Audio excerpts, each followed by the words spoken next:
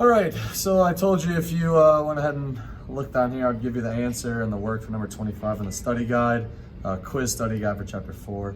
It says a lumber yard has a scrap sheet of plywood that is 23 3/4 inches by 41 1/5 inches. What is the area of the plywood? And then it gives us a little hint in bold there. It says area is length times width. So all I'm doing is multiplying these two mixed numbers together, okay? Bigger numbers, unfortunately, so I'm gonna give you some help here.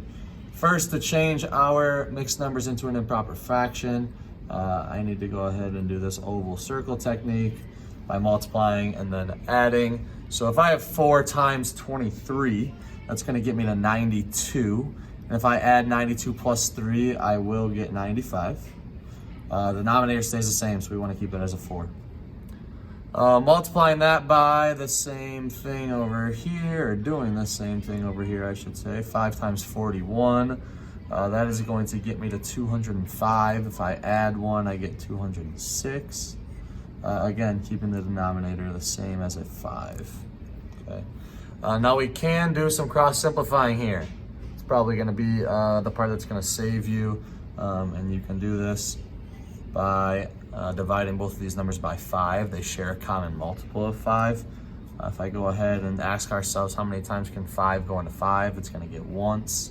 If I ask you how many times can 5 go into 95, you should get 19. Now we are going to be able to do some cross simplifying here as well. I recommend just cutting these in half first, instead of trying to figure out, okay, can I divide by 4? Can I divide by 3? Can I divide by anything else? I would just go ahead and make it easy. Divide by 2. How many times can 2 go into 4? Should be 2 times. How many times can 2 go into 106? You should get 103 times. Hopefully you're able to realize that nothing else would be able to go into 103 and 2 evenly, so we know we're just gonna go ahead and multiply straight across. Now 19 times 103, not something I can do in my head, so I'm gonna do some work down here. When I go ahead and set myself up, it should look like that. Ask myself, what's 9 times 3? You should get 27. 9 times 0 is 0, but we can't forget to add that 2. 9 times 1 is 9. Done with the 9, done with that 2 up top. Always have to add a happy 0 or your placeholder when you move on to the next number. What is 1 times 3? You get 3. 1 times 0 is 0. 1 times 1 is 1. When I add these numbers, I should get 1,957. Again, putting that over 2. Okay. Now, some long division can help me out when I try and change this improper fraction into a mixed number, because I cannot leave that as an improper fraction. So let's go ahead and set up some long division here. Top number goes on the inside and the bottom number goes on the outside. How many times can 2 go into 1? You should get 0. How many times can 2 go into 19? You should get 9.